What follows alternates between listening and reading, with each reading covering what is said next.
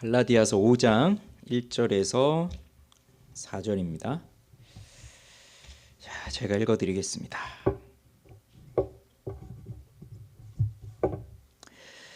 그리스도께서 우리를 자유롭게 하려고 자유를 주셨으니 그러므로 굳건하게 서서 다시는 종의 멍에를 매지 말라. 보라, 나 바울은 너희에게 말하노니 너희가 만일 할례를 받으면 그리스도께서 너희에게 아무 유익이 없으리라. 내가 할례를 받는 각 사람에게 다시 증언하노니 그는 율법 전체를 행할 의무를 가진 자라. 율법 안에서 의롭다함을 얻으려 하는 너희는 그리스도에게서 끊어지고 은혜에서 떨어진 자로다. 아멘. 기도하겠습니다.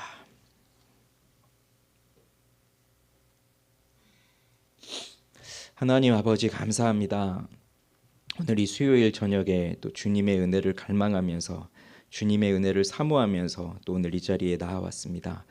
하나님, 부족한 저희들이지만 또 주께서 우리에게 말씀하여 주시고 또 살아가다 보면 그 말씀을 듣지 못하고 그저 눈에 보이는 것에 마음을 빼앗긴 채 그렇게 하나님을 신뢰하지 못하며 살아가는 순간들도 또 많이 있지만, 그래도 오늘 이 예배에 나아온 것은 또 그 말씀을 듣고 우리 마음을 다시 한번 고치고 또 하나님 앞에 서기 위함입니다. 그러니 말씀하여 주시옵소서. 또 들을 수 있는 마음을 주시옵소서. 그리고 하나님의 뜻대로 살아갈 수 있는 참된 자유를 주시옵소서. 감사하며 예수님의 이름으로 기도합니다. 아멘.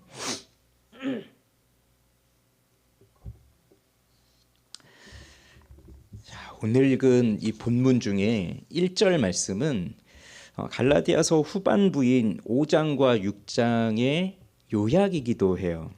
그리고 이것은 갈라디아서 전체를 보았을 때에도 또 전체의 요약이라고도 할 수가 있습니다. 갈라디아서 읽어보면 그리스도인의 자유에 대해서 많이 말을 해주고 있습니다. 지난 시간에 보았던 말씀에도 자유가 들어가 있죠. 우리는 여종의 자녀가 아니요 자유 있는 여자의 자녀라고 했습니다. 우리는 모두 자유를 좋아합니다. 자유를 누리고 싶어 하죠. 자유를 빼앗기면 그 자유를 되찾기 위해서 투쟁을 벌이기도 해요. 그것이 또 인간의 역사이기도 합니다. 세상이 정의하고 있는 자유는 외부적인 구속이나 무엇에 얽매이지 않고 자기 마음대로 할 수 있는 것이 자유입니다. 그래서 아이들의 경우를 생각해 보면요, 빨리 어른이 되고 싶어 하죠. 아이 때는 뭐 놀러 가고 싶어도 엄마의 허락을 받아야 되고, 또 뭘 이걸 하려고 하면 뭐 미성년자는 아직 안 된다.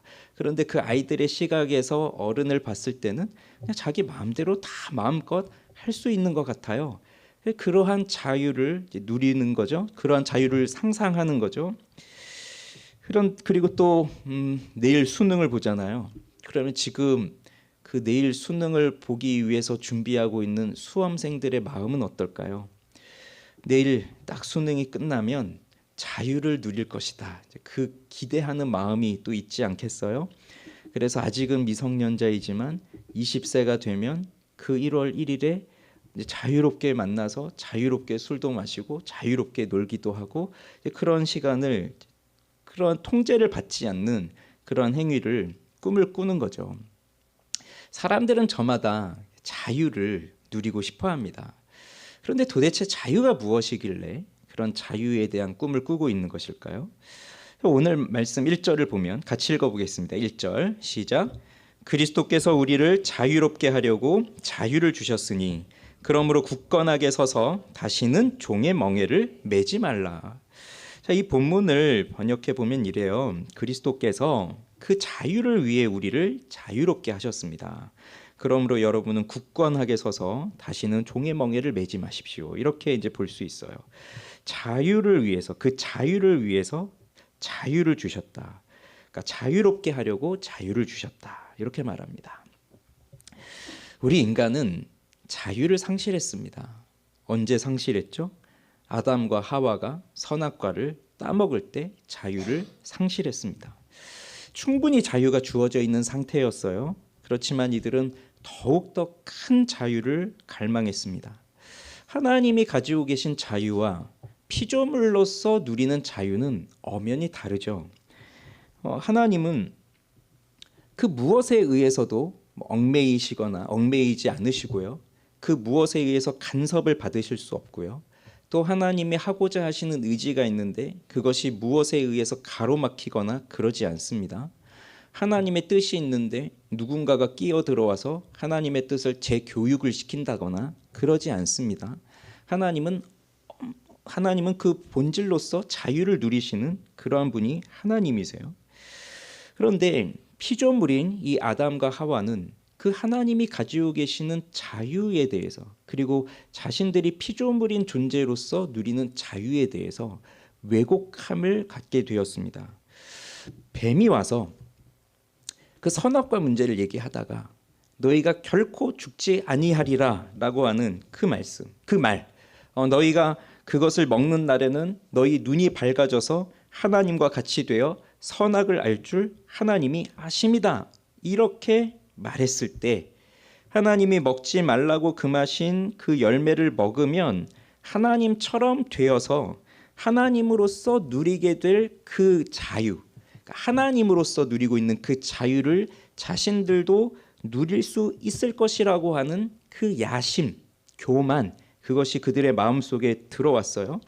그러니 뱀의 말을 듣고 보니까 지금 자신의 모습은 그래도 우리도 충분히 자유를 누리면서 살고 있다, 이렇게 생각을 해왔지만 뱀의 말을 듣고 자기의 모습을 보니까 나는 하나님의 간섭을 받고 있구나, 그렇게 생각을 하는 거죠. 하나님의 간섭을 받는 존재로 생각하는 거예요.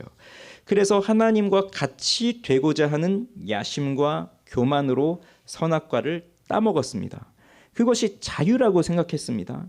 그리고 그렇게 하면 하나님을 넘어서는 자유자로 살게 될 것이라고 생각을 했습니다. 그런데 그렇게 해서 진짜로 자유가 그들에게 들어오게 되었나요? 아니죠. 하나님께서는 당신의 형상을 따라 사람을 창조하셨어요. 그래서 사람은 하나님 안에서, 그 자유로우신 하나님 안에서 살아갈 때 가장 행복한 존재로 살아가도록 창조되었습니다. 그래서 사람은 하나님 안에 있을 때 사람으로서의 가능성을 실현해 나가고 사람으로서 누릴 수 있는 자유를 누리면서 그 속에서 행복하게 살아갈 수 있는 존재가 된 것이 사람인데, 그 뱀의 말을 믿고 하나님의 말씀을 믿지 않고 뱀의 말을 믿고 선악과를 따먹었더니, 그렇게 되면 진짜 자유가 올 줄 알았던 인간은 진짜 자유를 걷어차버리고만 존재가 된 것이에요.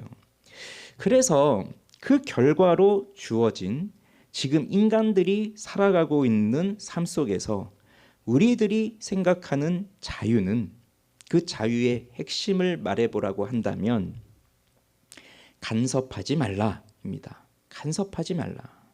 그냥 나를 내버려 둬라. 그게 자유예요. 그래서 앞에서도 봤듯이 지금 사전적인 정의에서도 그 어떠한 구속에 얽매이지 않고 자유롭게 행할 수 있는 그 상태가 자유잖아요. 간섭하지 말라는 겁니다.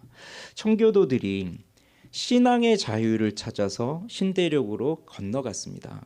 그들이 추구했던 것이 신앙의 자유, 종교의 자유였어요. 그런데 그 후손들이 지금은 어떠한 자유를 외치고 있냐면 종교로부터의 자유를 외치고 있습니다. 즉 신앙의 자유, 즉 어떠한 것에도 얽매이지 않고 자유로이 하나님을 섬기겠다라고 하는 그 자유가 아니라 이제는 하나님으로부터 떠나겠다. 그러니까 하나님으로부터 자유를 외치고 있는 겁니다. 그래서 하나님은 나를 간섭하지 마십시오. 내 인생에 간섭하지 마십시오. 그렇게 되어버린 거예요. 그 자유를 외치고 있는 겁니다. 그래서 사람들은 자유를 외치고 자유를 추구하고 자유를 갈망하면 할수록 더더욱 하나님과 멀어져 가는 관계로 들어가게 되어 있을 수밖에 없어요. 그래서 선악과를 따먹은 그 아담과 다를 바가 없죠. 하나님의 간섭을 받지 않고 진정으로 내가 자유를 누리면서 살겠다고 생각하면서 선악과를 따먹은 아담과 하와와, 그리고 지금 그 누구도 나를 간섭하지 마시오, 하나님도 나를 간섭하지 마시오 라고 생각하면서 그 자유를 추구하는 사람은 다를 바가 없습니다. 그래서 아담이 선악과를 따먹으면서 일어난 일이 시간이 흘러도 계속해서 일어나고 있는 거예요. 그러니 우리가 종종 이런 얘기 듣잖아요. 그 모태 신앙자들이나 어릴 때부터 예수를 믿으며 살아갔던 사람들이 종종 이런 푸념을 해요. 뭐 여러분도 하셨을 수도 있어요. 왜 우리 집은 예수 믿는 집이 되어서, 왜 나는 어릴 때부터 예수 믿는 집에 태어나서, 왜 이렇게 일찍 내가 예수를 믿게 되어서, 왜 이렇게 자유를 빼앗긴 채 살아가야 되는 것인가? 이런 푸념들을 종종 합니다. 그래서 어떤 사람은 좀 농담조로 이런 얘기도 하죠. 하나님이 좀 더 나를 늦게 만나 주셨다면 난 좀 더 자유롭게 세상을 살다가 누릴 건 좀 누리다가 그러면서 하나님을 만났을 텐데 왜 이렇게 일찍 나를 찾아와 주셔서 세상에서 누릴 것들을 누리지 못하게 하셨나? 네, 이런 푸념도 좀 농담조로 하기도 해요. 여러분 어떻게 생각하십니까? 나는 예수를 믿고 났더니 자유를 빼앗겼다고 생각하십니까?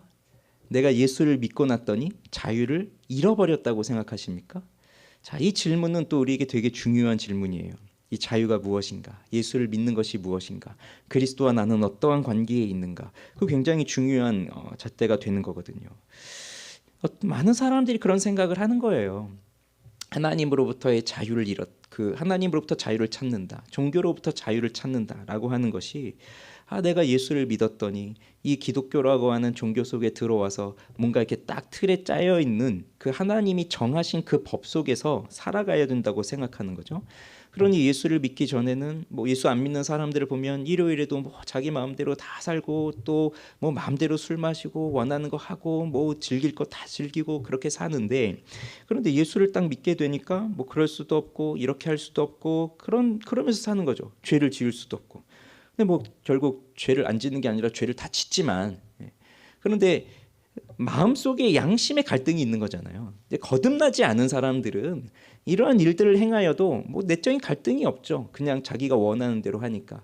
그러나 거듭난 사람들은 예수를 믿게 되니까 새로운 그 예수 믿는 자아가 내 안에 들어오면서 옛사람과 계속적으로 싸우면서 옛사람이 추구했던 바와 또 예수 믿는 새로운 자아가 또 갈망하는 바가 서로 부딪히기 때문에 그 속에서 갈등을 계속 겪으면서 뭐 죄를 지어도 그 양심의 가책이 있고 또 그 죄를 짓지 않으려고 하지만 또 그게 또 나를 얽매이는 것 같고, 그것이 심해지면 자유가 없다고 생각하는 것이 많아져요.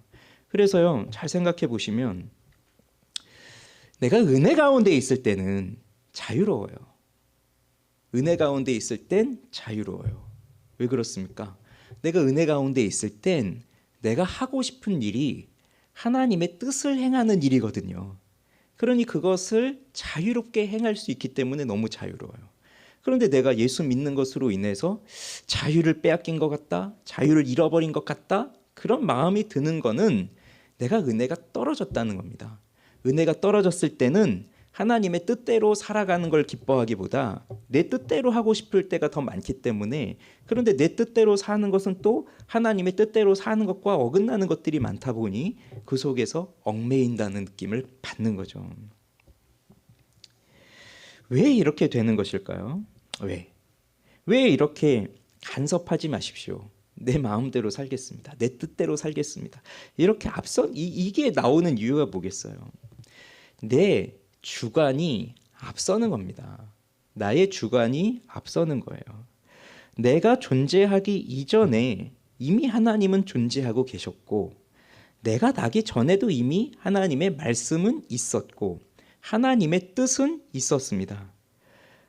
그런데 이렇게 나보다 먼저 존재하시는 하나님과 하나님의 말씀과 하나님의 뜻이 있는데, 그것보다 지금 내가 더 중요하고, 지금 내가 어떻게 살아야 하는가가 더 중요하고, 지금 내가 무엇을 누려야 하는가, 내가 무엇을 즐길 수 있어야 하는가, 이러한 것이 더 중요한 것이 되다 보니까, 그러니 하나님은 뒷전이 되는 거죠. 그래서 내가 지금 이걸 하고 싶습니다. 내가 지금 이걸 누리고 싶습니다. 그런데 하나님이 이거 하면 안 된다, 이렇게 해야 된다, 이런 것들이 들어오면 간섭하게 생각되는 거죠.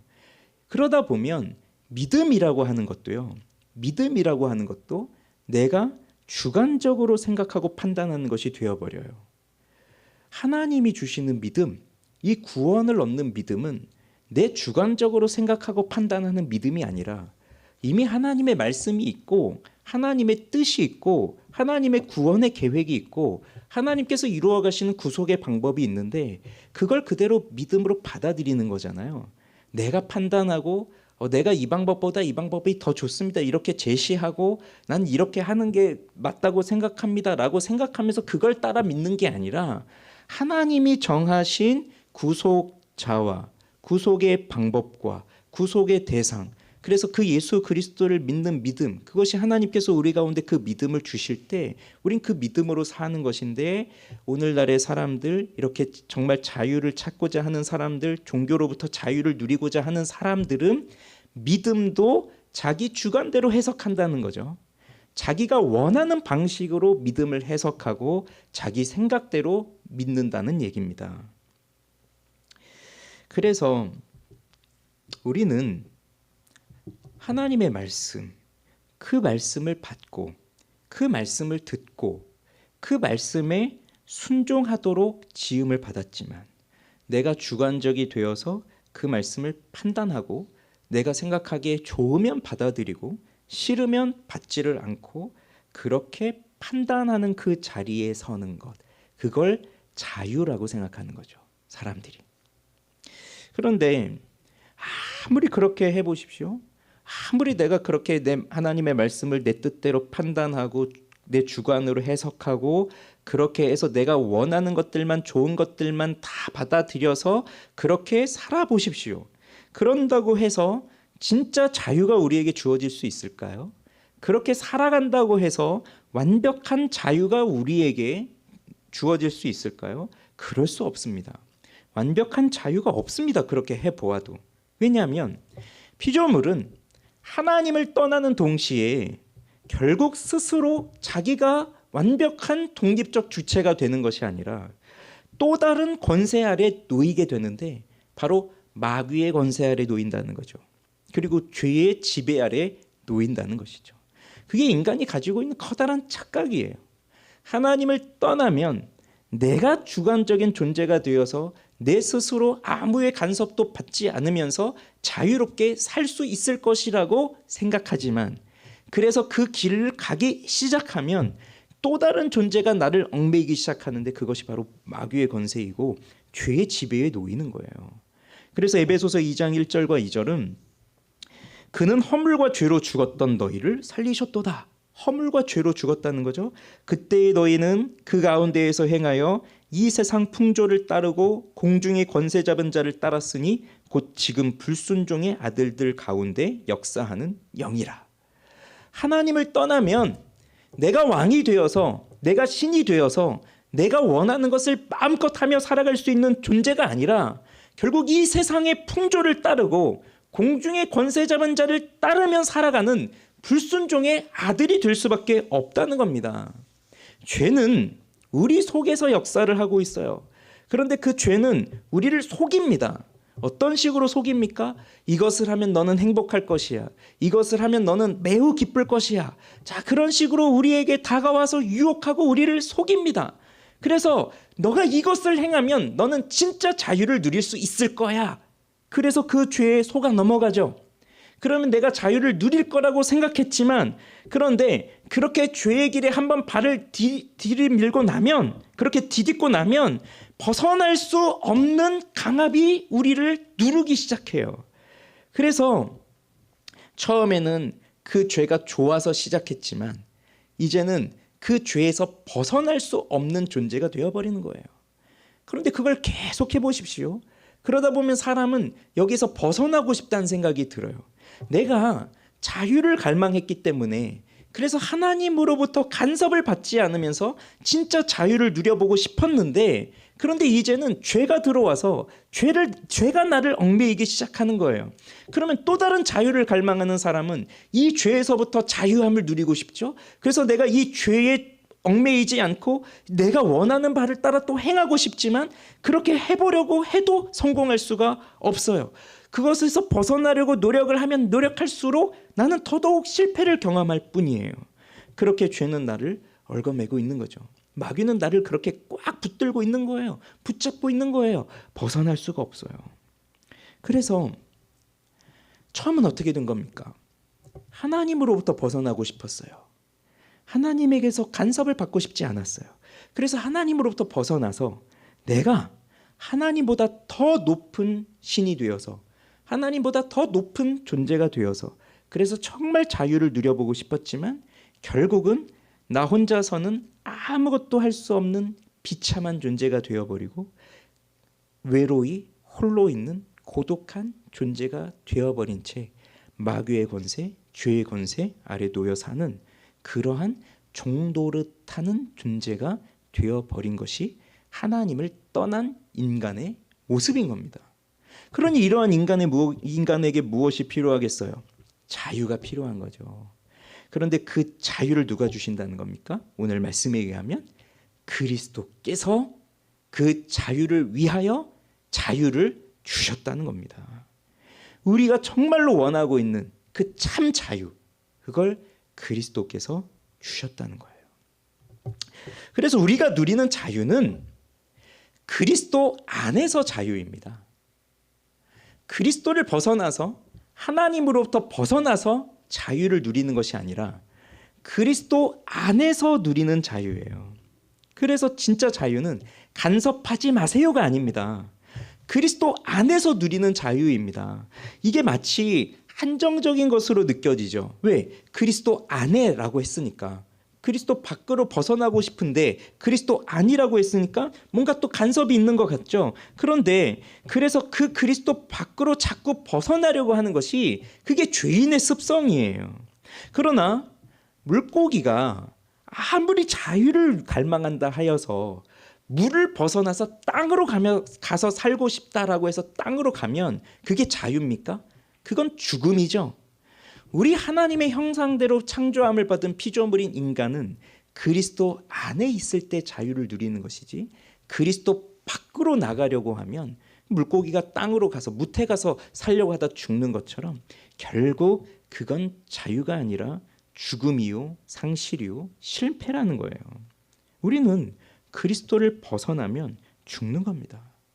그리스도 안에서 자유를 누리는 게 뭘까요? 왜 그리스도 안에서 자유를 누린다고 할까요? 이건 그리스도의 인격과 그리스도의 사역 안에서만 이 자유를 누릴 수 있기 때문이에요.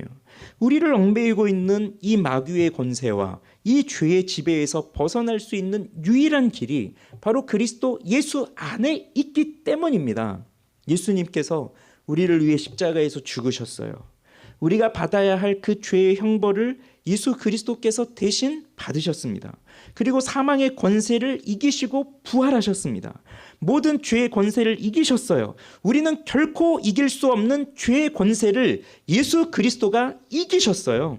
그래서 그리스도 안에 있어야 그 죄의 권세를 이기신 그리스도의 은혜가 있고, 그리스도 안에 있어야 그 마귀의 권세를 부수고 참된 자유를 주시는 그리스도를 만나고, 그리스도 안에 있을 때 그 참된 자유를 누릴 수가 있는 거예요. 그래서 예수 그리스도 안에 있는 자에게 주어지는 자유는 영생의 자유입니다. 영생의 자유. 즉 하나님의 자녀됨이에요. 하나님의 자녀로서 누리는 자유예요. 그러니 이것은 하나님께 붙어 있어야 되는 거죠. 그리스도 안에 있을 때 거하는 거죠. 그리고 이 그리스도인이 누릴 수 있는 자유는 그리스도의 대속의 은혜로 말미암아 누리는 자유인 겁니다. 우리가 악한 세대에 빠져 있지만 이 악한 세대에서 우리를 건져내시기 위하여 자신의 몸을 대속물로 주신 그리스도 예수의 그 대속의 은혜 안에 있을 때 우리는 그때 진정한 자유를 누릴 수가 있어요. 그리고 그 대속의 은혜를 받은 사람들은 성화의 삶을 살아가죠. 그 성화의 삶을 살아감으로써 참된 자유를 누리는 삶이 주어지는 것입니다. 이것이 갈라디아 교회의 성도들에게 주어진 그리스도께서 주신 자유였어요. 그리고 이것은 우리에게 주신 자유인 겁니다. 그런데 사도는 갈라디아 교회 성도들에게 지금 무엇을 명하고 있습니까? 1절에 보니까 그리스도께서 우리를 자유롭게 하려고 자유를 주셨으니 그러므로 굳건하게 서서 다시는 종의 멍에를 매지 말라라고 하고 있습니다. 이 말은 그리스도께서 자유를 주셨다. 너희는 그 자유를 얻었다. 너희는 여종의 자녀가 아니라 자유 있는 여자의 자녀이다. 그런데 굳건하게 서라. 그리고 다시는 종의 멍에를 매지 말아라. 이 말은 그렇게 그리스도께서 자유를 주셨지만 그 자유를 잃어버릴 수도 있다. 그런 의미가 여기에 있어요. 이 자유를 잃어버릴 수도 있다. 그건 그리스도께서 주시는 자유가 능력이 없어서가 그렇다는 게 아닙니다. 그리스도께서 베푸신 구원의 능력이 없어서 그렇다는 것이 아니에요. 이건 우선 두 가지 명령이 나오고 있는데요. 하나가 굳건하게 서라예요. 이 굳건하게 서라는 것은 군사적 용어입니다. 한 나라도 그 나라의 주권과 자유를 지키기 위해서는 철통 같은 방어가 필요하죠. 그런데 그 나라를 지키기 위해서 방어하는 것, 군사력을 갖추는 것, 그렇게 군사들을 훈련시켜서 그렇게 철통같이 지키는 것, 이걸 포기한다는 것은 언제든지 적이 들어오면 우리의 자유를 빼앗길 수도 있다. 주권이 빼앗길 수도 있다라는 의미예요. 그래서 지금 이렇게 그리스도 안에서 그리스도께서 주시는 이 자유를 누리는 사람들은 견고하게 서라는 겁니다. 굳건하게 서라는 겁니다. 지금 그렇게 견고하게 서지 않으면 비록 예수 그리스도를 통해서 주어진 구원이 취소되거나 그 구원 자체를 잃어버리지는 않을지라도 그리스도 안에서 누리는 자유 있잖아요. 내가 죄에서부터 정말 해방감을 누리고 하나님의 자녀가 되어서 자유롭게 살아가는 그 참된 기쁨, 내가 내 죄를 꺾고 내 죄를 죽이고 끊임없이 내 죄와 싸우며 살아가는 그 성화의 삶 속에서 하나님이 주시는 그 믿음의 기쁨 속에서 성령과 함께하는 그 속에서 살아가는 그 자유함이 있잖아요. 그런데 그걸 잃어버릴 수도 있다는 거예요. 견고하게 서지 않으면. 그래서 우리 그리스도인들이 하나님 앞에서 정말 자신의 약함을 보며 하나님의 말씀 앞에서 자신의 연약함을 보면서 늘 성령의 은혜를 구하고 그리스도 예수의 십자가의 은혜를 구하면서 내 안에 있는 죄와 싸우며 살아갈 때 그때는 죄로부터의 자유함, 해방감, 이 기쁨을 누리며 살지만 그걸 잃어버리고 그냥 편안하게 내 마음대로 살아갈 때에는 그때는 기쁨이 없어요. 물론 구원받았겠죠. 구원받은 것은 있겠지만 그러나 구원받은 자로서 살아가는 그 삶 속에서 마치 배교자처럼 아니면 위선자처럼 그 외식하는 사람처럼 그렇게 거짓된 삶을 살아갈 수밖에 없으니까 속에서는 굉장한 그 갈등이 있는 거죠. 그 자유를 잃어버리는 거예요. 그럴 수 있다는 거예요. 그래서 견고하게 서라, 굳건하게 서라, 그걸 말하고 있고, 그다음 또 하나의 명령이 이거죠. 종의 멍에를 매지 마라. 종의 멍에를 매지 마라. 그런데 뭐라고 되어 있습니까? 다시는이라는 말이 들어가 있어요. 그러면 자 보십시오. 이 갈라디아 교회 성도들 본래 이 사람들이 어떤 사람이었습니까? 앞에서도 계속해서 살펴보았지만 이 사람들은 본래 하나님과 상관이 없는 사람들이었어요. 하나님의 율법도 모르던 사람들이고요.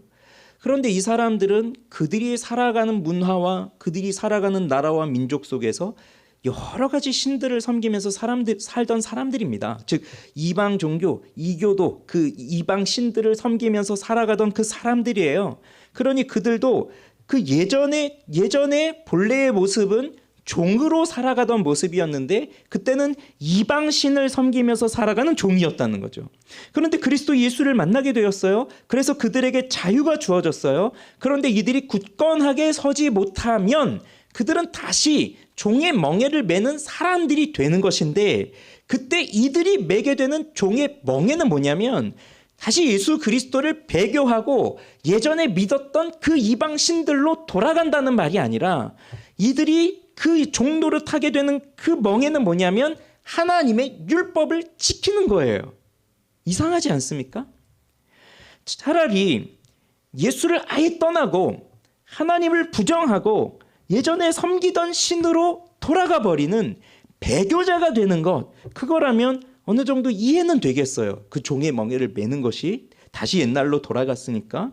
그런데 이들이 행하였던, 이들이 선택한 행위는 이방신으로 돌아간 게 아닙니다. 이들은 여전히 예수를 믿고 있고요. 이들은 여전히 하나님을 섬기고 있어요. 그런데 이들에게 주어지는 종의 멍에를 매기 시작하는 것이 무엇이냐면 하나님의 율법을 지키는 거예요. 그 율법을 지키는 삶, 그게 종의 멍에를 맨다는 것입니다. 율법을 지키는 것이 곧 종노릇을 한다는 것이고, 그 종노릇을 하는 것이 곧 종의 멍에를 맨다는 것이에요. 왜 그럴까요? 하나님의 율법을 지키는 건 좋은 거잖아요. 그리고 예수를 믿는 그리스도인들이 당연히 하나님의 율법을 지키면서 살아가야 되는 것은 당연한 거잖아요. 그런데 왜 율법을 지키는 것이 이들에게는 종의 멍에를 매는 것으로 바뀌어지는 걸까요? 3절, 4절을 보겠습니다. 같이 읽겠습니다. 3절, 4절.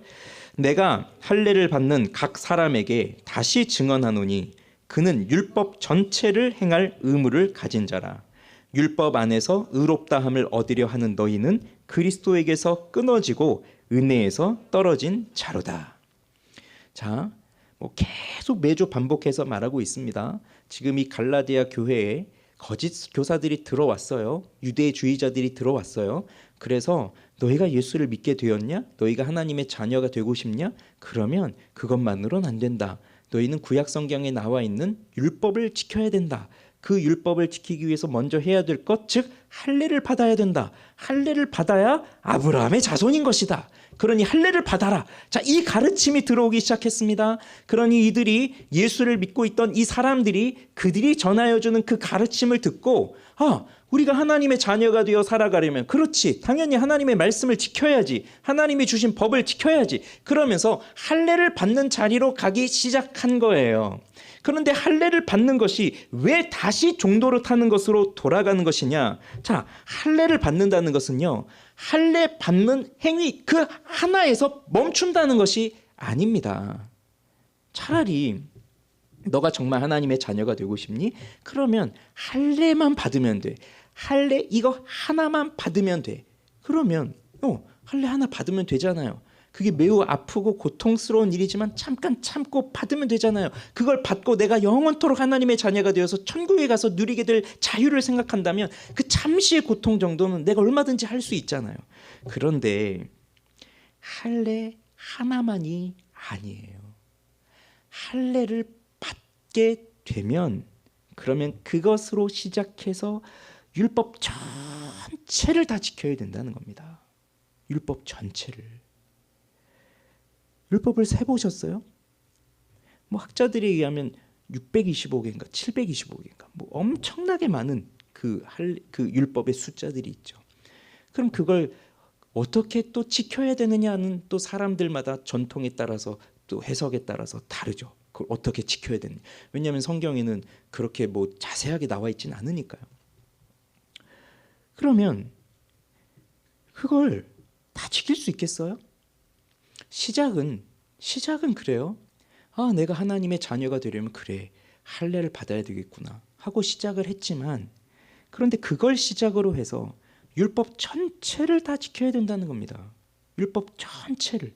그래서 할례를 받는다는 것은 곧 율법 전체를 행할 의무를 가진다는 것이고, 그건 곧 내가 이제 그리스도 예수를 믿는 믿음으로 의롭다함을 얻는 것이 아니라 율법 안에서 의롭다함을 받는 것이다. 그것으로 바뀐다는 거예요. 그래서 단순히 할례 받는 것, 이게 단순한 문제가 아닌 거예요. 디모데 같은 사람은 바울이 일부러 할례를 시켰어요. 그러면 이러한 맥락 속에서 보면 할례 받으면 안 되잖아요. 할례를 받으면 모든 걸 또 해서 다시 옛길로 돌아가는 건데 왜 근데 디모데는 데려가서 할례를 받게 합니까? 그건 이런 복음의 자유를 알고 있는 사람이기 때문에 할례를 받는 것으로 인해서 그 사람의 믿음의 예수 그리스도의 관계와 아무 문제가 없는 거예요. 오히려 복음을 전하는 일에 있어서 유대인들에게 복음을 전하기 위해서 그는 할례를 받죠. 그런데 여기 있는 이방인들, 여기 있는 이 갈라디아 사람들은 그렇지 않은 거예요. 그만큼 그리스도와의 그 친밀한 관계가 견고하지 않은 거예요. 그리고 바울이 디모데를 데려다가 할례를 받게 하는 것과 여기 유대주의자들이 이 갈라디아 사람들에게 너희는 할례를 받으라라고 하는 것은 이미 접근부터가 다른 거예요. 우리가 어떻게 해서 하나님께 의롭다함을 인정받습니까? 우리가 어떻게 해야 하나님 앞에 의롭다함을 받는 거예요? 우리의 행위를 통해서입니까? 우리가 하나님 앞에 무언가를 행하였을 때 하나님이 보실 때 야 너희 그 정도면 됐다, 오케이, 너희 의롭다, 그것입니까? 아니죠. 예수 그리스도께서 이루신 것을 우리는 믿기 때문에 그 믿음으로 의롭다함을 받는 것이죠. 예수 그리스도께서 이루신 그 일을 우리가 전가받아서 우리는 의롭다함을 받는 것이죠. 그래서 순서가 중요한 거예요. 하나님은 우리가 무엇을 했다고 해서 우리를 의롭다 하시는 것이 아니라, 또 우리가 무엇을 못했다고 해서 너희는 죄인이다 그렇게 하시는 것이 아니라, 예수 그리스도를 믿는 자들에게는 그리스도께서 행하신 그 일가 우리에게 전가되었기 때문에 그것을 보고 우리를 의롭다고 하시는 거죠. 그런데 할례를 받았다? 그럼 그걸 다 취소시키고 내가 이제 할례부터 시작해서 모든 걸 내 뜻대로 해보겠습니다. 내가 모든 걸 다 이루어 보겠습니다. 그 말입니다. 그렇게 되면 어떠한 결과가 주어지게 될까요? 2절에서 이렇게 말하고 있어요. 너희가 만일 할례를 받으면 그리스도께서 너희에게 아무 유익이 없으리라. 그리고 4절 마지막에 보면 그리스도께서 4절 마지막에 보면 은혜에서 그리스도에게서 끊어지고 은혜에서 떨어진 자로다. 이게 얼마나 무서운 말입니까? 시작은 의도적으로 하나님을 배교하고 의도적으로 예수를 버리고 그런 건 아니었어요. 시작은 하나님 잘 믿어보려고 한 거예요. 나도 하나님의 참된 자녀가 되고 싶은 거예요. 그 인정을 받아보려고 했던 거예요. 그런데 그렇게 시작을 했더니 결과는 그리스도께서 행하신 일들이, 그 유익이 너희에게는 아무런 유익이 없다. 그리스도께서 하신 유익이 뭔데요?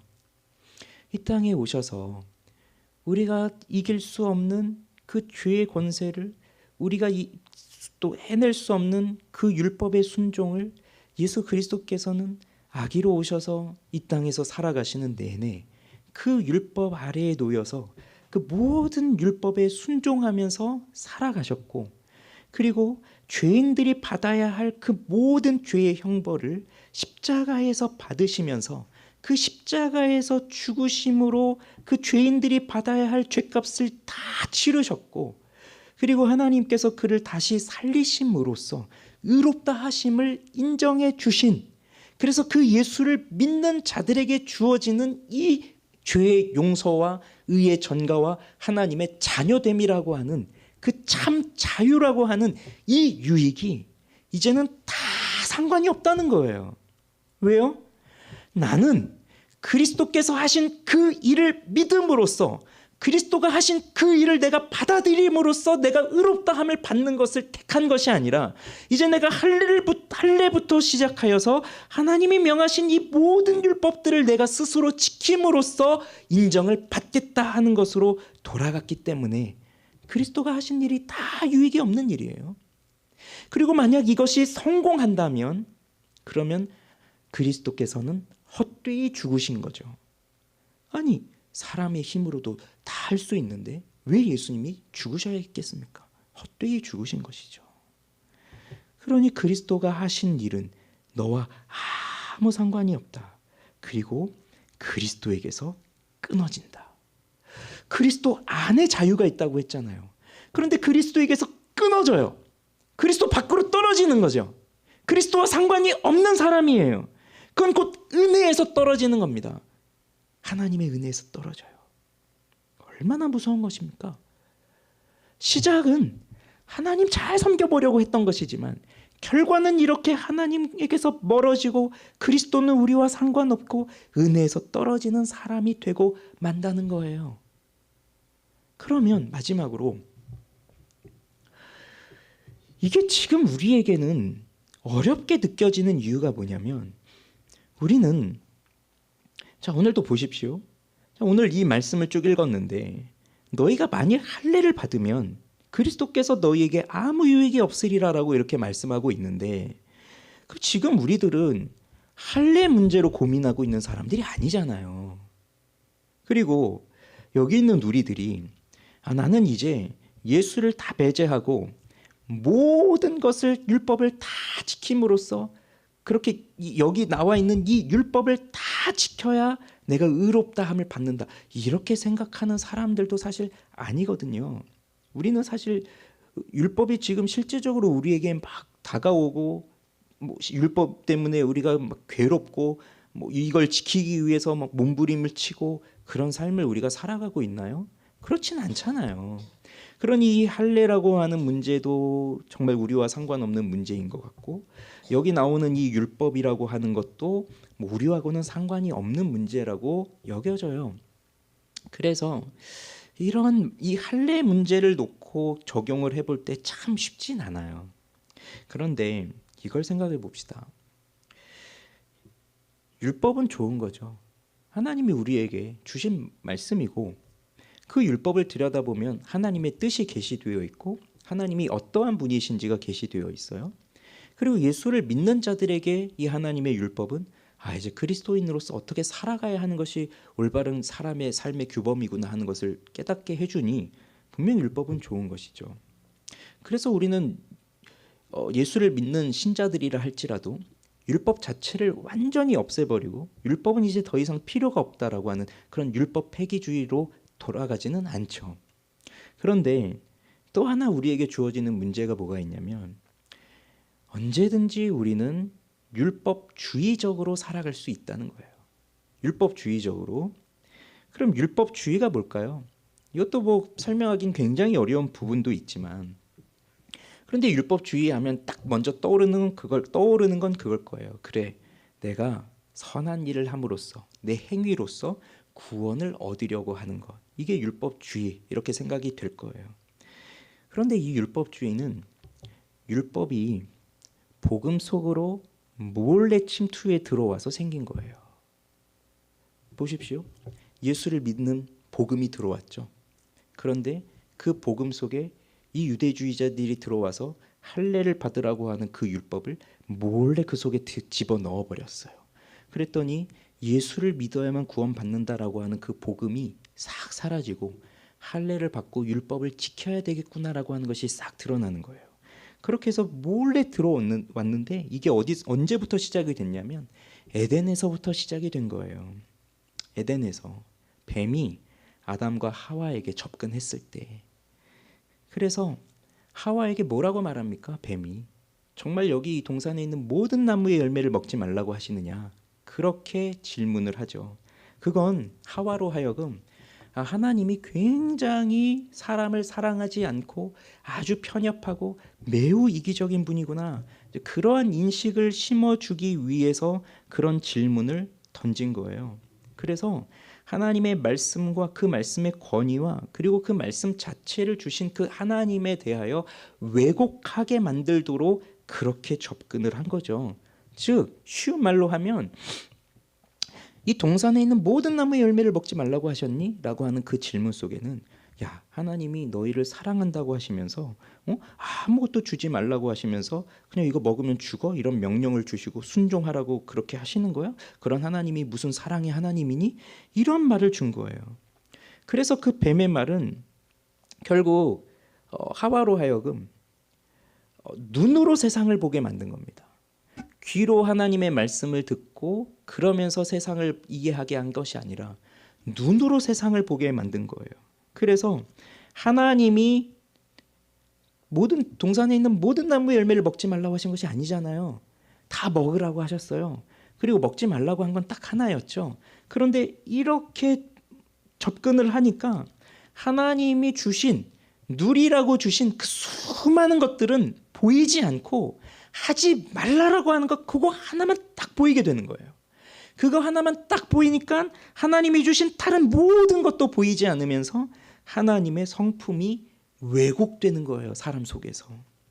그래서 결국 내가, 하나님은 이렇게 나에게 뭔가를 시키셨고 이걸 해야만 되는구나라고 하는 것을 주셨으니 결국 내가 노력을 해야만 하나님께 인정받는 것이구나, 그 마음이 들어오게 되는 거예요. 그래서 율법은 하나님의 뜻과 하나님의 어떠하심을 계시하여 주신 겁니다. 그러면 이 하나님과 율법을 분리시켜서 생각할 수 있겠어요? 분리시켜서 생각할 수 없는 거예요. 우리는 율법을 보면서 하나님이 누구인지를 아는 거예요. 그런데 이러한 마음이 들어오게 되면 율법과 하나님 자체를 분리시켜 보는 거예요. 분리시키는 거예요. 그러면 그 법만 보는 거죠. 법만. 그럼 하나님의 성품은 보이지 않는 거예요. 그러면 나한테 이것을 명하시는 그 법만 보는 거예요. 이거 못 지키면 너 죽어. 이거는 반드시 해야 돼. 이 법만 다가오는 거예요. 그러다 보니까 하나님의 은혜는 매우 작아지는 것이고 하나님의 사랑은 너무나도 하찮아 보이는 거예요. 중요한 건 하나님의 사랑이 아니라 지금 내가 이걸 해야만 된다는 거죠. 이걸 해야만 된다. 그래서 결국 인간 속에 들어오는 게 뭐예요?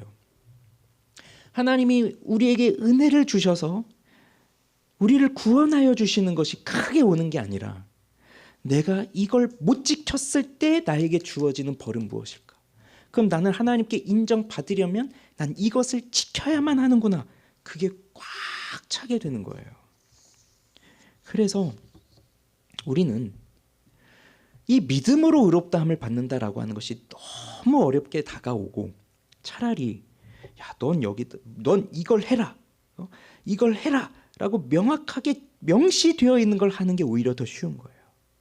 그리고 인간은 자꾸 그 선악과를 따먹은 이래부터 계속적으로 자기 스스로 간섭을 받지 않고 내가 이루어 보려고 하는 것이 있기 때문에 그래서 내가 무언가를 함으로써 의롭다함을 받으려고 하는 거죠. 즉 믿음으로 구원을 받는다는 것이 아니라 여기에 무언가를 더하려고 하고 있다는 겁니다. 그러면 자 우리는 할례 문제는 우리가 사실 생각할 문제는 아니에요. 여기서 우리가 뭐 할례를 받고 못 받고 그런 것 때문에 논쟁하는 건 아니니까요. 그런데 우리 속에 무언가가 또 있다는 겁니다. 무언가가. 즉 내가 하나님께 인정받기 위해서는 그래도 이건 해야지. 이런 게 내 속에 있는 거예요. 그리고 내가 이걸 못했을 때에는 하나님이 나를 버리실 수도 있겠구나. 그게 있는 거예요. 그게 자기 마음속에 있는 주관적인 해석으로 들어와서 이걸 나에게도 적용시키고 그리고 동시에 이걸 우리 교회 안에 있는 다른 지체들에게도 적용을 시킵니다. 그래서 내가 생각하기에 이건 너무나도 중요한 문제예요. 그래서 내가 하나님의 사람이라고 한다면 반드시 이건 지켜야 돼요. 그리고 그걸 나에게 들이미는 거예요. 그리고 이걸 나에게만 하는 게 아니라 다른 사람에게도 들이미는 거예요. 그런데 이 주관적 해석이 사람마다 다 다르다는 것이 문제죠. 그래서 나는 이게 중요한데 저 사람에겐 이게 중요하지 않아요. 저 사람은 오히려 다른 게 더 중요해요. 그러면서 서로 부딪히는 거예요. 그러면서 너는 죄인이다. 넌 잘못했다. 너는 이걸 해야 된다. 그러면서 싸우는 거죠. 여러분, 교회가 망하려면 교회에 누가 모이면 교회가 망할까요? 우린 걱정합니다. 교회에 정말 죄인들이 오면 어떡할까? 정말 죄인들이 교회에 와서 여기에 앉아있는 사람들이 막 죄인들로 가득하면 그럼 우리 교회 너무 힘들 거야.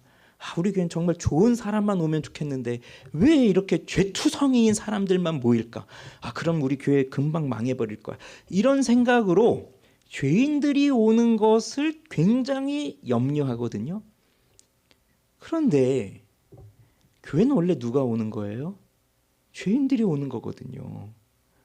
그런 잣대로 보기 시작하면 우리도 여기 오면 안 돼요.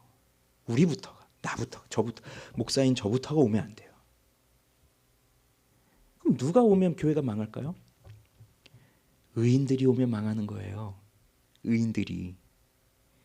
여기서 말하는 의인은 이신칭이 그 의롭다함을 받은 의인들이 아니라 자기 의로 가득한 사람들.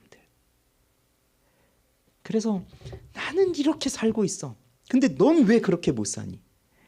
이런 사람들이 여기 가득하기 시작하면 그러면 교회는 이제 망하는 길로 가기 시작하는 겁니다. 그렇게 자기가 만들어낸 범주 안에서 이걸 지키면 잘하는 거고 이걸 못하면 또 못하는 거고. 그러니까 결국 어떻게 되겠어요? 자유가 있겠어요? 그렇게 사는 사람들 속에, 자기 의를 내세우면서 사는 사람들 속에 자유가 있겠어요? 자유는 없는 거죠. 늘 불안한 거예요. 그래서 다시 한번 말씀드리지만 복음이라고 하는 것은 내가 무엇을 더 했다고 해서 하나님이 나를 더 사랑하시는 것이 아니고, 내가 무엇을 덜 했다고 해서 하나님이 나를 덜 사랑하시는 것도 아니에요. 복음은 그게 아니에요. 복음은 예수 그리스도가 우리의 모든 것을 다, 우리의 모든 죄값을 다 치르셨고 예수 그리스도가 완전한 의를 이루어 주셨기 때문에 그것을 믿는 자, 그 믿음도 하나님이 은혜로 주셨죠. 선물로 주셨죠. 그 믿음을 가진 자들에게는 하나님이 의롭다 하시는 그 인정함이 있는 거예요. 그런데 자꾸 우리는 내가 뭘 해보려고 해요. 자유를 위해서, 하나님의 간섭을 받지 않기 위해서 내가 무언가를 자꾸 해보려고 해요. 그렇게 하면 할수록 나는 더 실패하고, 그렇게 하면 할수록 나는 더 자유가 없는 그 억압 속에 들어가게 되는 거예요. 그러니 정말로 자유를 누리고 싶습니까? 정말로 죄에서부터의 자유를 누리고 싶습니까? 그러면 내가 하려고 하는 그 모든 시도를 버려버리십시오. 나의 의를 앞세우려고 하는 자기 의를 내던지십시오. 내가 정말 자유함을 누리며 살아가고 싶다면 그러면 내가 죄인인 걸 인정하십시오. 자기를 부인하십시오. 자기를 죽이십시오. 그러면서 그리스도 예수의 십자가의 은혜를 붙드세요. 말라버린 그리스도의 십자가의 피가 아니라 지금도 생생하게 흘러가는 그리스도의 십자가를 붙들으라는 말입니다. 그럴 때 나는 그리스도 안에서 주어지는 참된 자유를 누릴 수 있는 것이고, 그리스도 안에서 하나님 나를 이제 간섭하지 마십시오가 아니라 그리스도 안에서 그리스도께서 이루신 그 모든 일이 내 속에서 확실하게 일어나면서 내가 원하는 것이 또한 하나님의 원하는 것이 되어지고, 하나님의 원하는 것이 또 내가 원하는 것이 되어져서 그 속에서 참된 자유를 누리면서 행복하게 사는 것이, 그게 바로 그리스도인이 살아가는 삶이에요. 이걸 살아가게 하기 위해서 그리스도가 자유함을 주셨다는 겁니다. 그 자유를 위해 자유를 주셨다는 겁니다. 그런데 왜 자꾸 종의 멍에를 매려고 다시 옛날 길로 돌아가려고 합니까? 그리스도는 그 모든 것들을 다 완전하게 이루셨는데 왜 자꾸 내가 내 힘으로 해보려고 하는 그 옛길로 돌아가려고 하는 것입니까? 그러지 말라는 겁니다. 그렇게 하는 순간 아무리 동기가 하나님을 잘 믿어보려고 하는 것이라고 하더라도, 그렇게 한다면 우린 그리스도와 상관없는 사람이 되어지고 은혜에서 떨어지고 그리스도에게서 멀어지는 사람, 끊어지는 사람이 되는 거예요. 그러고 싶습니까? 우리가 그렇게 그리스도와 끊어진 사람으로 살고 싶습니까? 아닙니다. 그러니 전 이 말이 너무 무섭더라고요. 그리스도께서 너희와 아무 유익이 없다. 그리스도에게서 끊어진다. 은혜에서 떨어진 자다. 이렇게 될까 봐 두렵습니다. 이건 매우 무서운 말입니다. 그러니 그리스도의 은혜를 바라보십시오. 십자가를 붙드십시오. 하나님의 도움을 구하십시오. 하나님의 간섭에서 벗어나려고 자꾸 몸부림치지 마시고, 간섭 좋으니 하나님 자꾸 말씀해 주십시오. 내가 잘못 가는 길이 있다면 자꾸 저에게 회초리를 내미셔서라도 좀 저를 때리시고 제가 잘못된 길 가지 않도록 제발 저를 붙잡아 주십시오. 내가 그리스도에게서 자꾸 멀어지고 그 밖으로 나가려고 하면 괜찮습니다. 주님, 나를 간섭하셔도 괜찮습니다. 그러니 주님, 저를 때리십시오. 그래서라도 제가 올바른 길을 갈 수 있도록 그렇게 나를 인도해 주십시오. 그렇게 하나님 은혜 가운데 나아갈 수 있는 사람들이 되면 좋겠어요. 그게 낫지 않겠어요? 끊어지고 은혜에서 떨어지고 그리스도가 하신 일에 아무 유익이 없는 것보다 좀 매를 맞고 회초리 좀 맞고 고난 좀 당하고 그러면서 그리스도와 함께 더 그 그리스도의 복음 안에서 함께 고난을 받으면서 사는 것이 더 낫지 않겠어요? 그렇게 사는 게 더 그리스도인다운 삶 아니겠습니까? 그렇게 살아가길 바랍니다. 저도 마찬가지이고 여러분도 마찬가지이고요. 우리가 그런 은혜 가운데 살아갈 수 있으면 좋겠어요. 너무 약합니다. 너무 약해요. 결심도 무너지고 은혜를 받아도 은혜도 사라지고 하나님 앞에 잘 살아보려고 해도 또 하루하루 살면서 뭐 수없는 것들로 인해서 이리저리 넘어지고 쓰러지고 기도할 힘을 잃어버리고 말씀을 읽지 못할 힘을 또 빼앗기고 말씀대로 순종할 능력도 빼앗기고 매우 약해요. 그러나 예수님은 강하시다는 걸 기억합시다. 그리고 그 예수를 붙들며 살아가는 자들에게는 끊임없는 자유함이 약속되어 있다는 것을, 그걸 의지합시다. 그래서 하나님 앞에 살아가는 우리 모두가 되기를 바랍니다. 기도하겠습니다.